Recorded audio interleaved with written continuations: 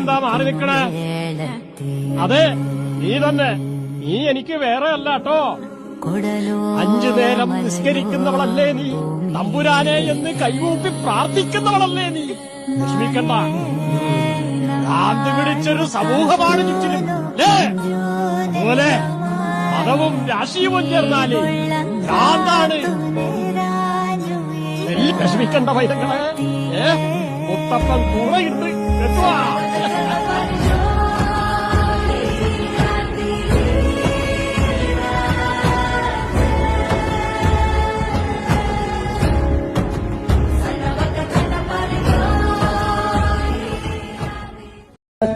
അല്ല സലാം പറയോന്ന്.